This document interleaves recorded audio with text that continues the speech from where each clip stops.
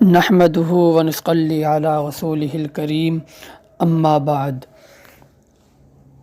بعض اوقات انسان کسی نہ کسی مشکل میں پھنس جاتا ہے اور چاہتا ہے کہ اس کا مسئلہ، اس کی مشکل جلد حل ہو جائے۔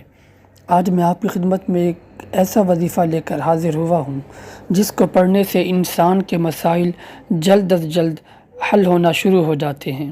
اگر کوئی بڑا مسئلہ یا کوئی بڑی حاجت ہے تو انسان سارا دن یا چند دن اس وظیفے کا ورد کرے، صبح سے شام تک اس وظیفے کو اپنی زبان پر جاری رکھے۔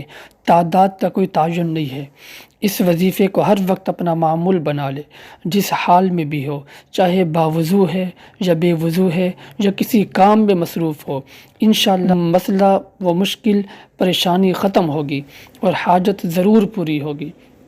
یا کوئی شخص کسی مسئلے کا فوری اور ارجنٹ حل چاہتا ہے، مثال کے طور پر راستے میں گاڑی خراب ہو گئی یا انسان نے کہیں وقت پر پہنچنا ہے، کوئی طالب علم ہے اپنے کالج، یونیورسٹی یا مدرسے یا کسی بھی جگہ، یا کوئی سرکاری ملازم ہے یا کوئی بھی شخص ہے، اس نے کسی مقام پر وقت پر پہنچنا ہے لیکن اس کو سواری نہیں مل رہی، یا کوئی افسر ہے وہ کسی کام کو کرنے سے انکار کر رہا ہے، یا اس قسم کے جو بھی چھوٹے مسائل ہیں، ان تمام مسائل کے حل کے لیے انسان یہ وظیفہ شروع کر دے، انشاءاللہ چند ہی منٹوں میں یہ تمام مسائل حل ہوں گے۔ سواری نہیں مل رہی تو سواری مل جائے گی، افسر کام نہیں کر رہا، انکار کر رہا ہے تو افسر کام کے لیے راضی ہو جائے گا اور اس کا مسئلہ ضرور حل کرے گا۔ لیکن یقین شرط ہے، وظیفہ کوئی بھی ہو اسے آزمانے کی نیت سے نہیں، رب سے منوانے کی نیت سے پڑھے، اس نیت سے پڑھے کہ انشاءاللہ اس وظیفے کی برکت سے اللہ میرا مسئلہ ضرور حل فرمائیں گے۔ انشاءاللہ اگر انسان اس نیت سے اس وظیفے کو پڑھے گا تو ضرور فائدہ ہوگا۔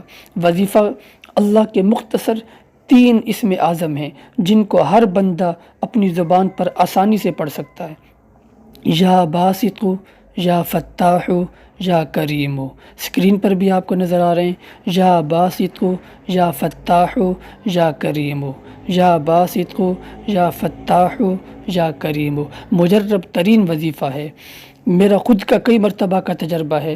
انشاءاللہ آپ بھی ان اللہ کے پاک ناموں کا ورد کریں، اپنے تمام مسائل کو، چھوٹی بڑی تمام حاجتوں کو پورا ہوتا دیکھیں گے۔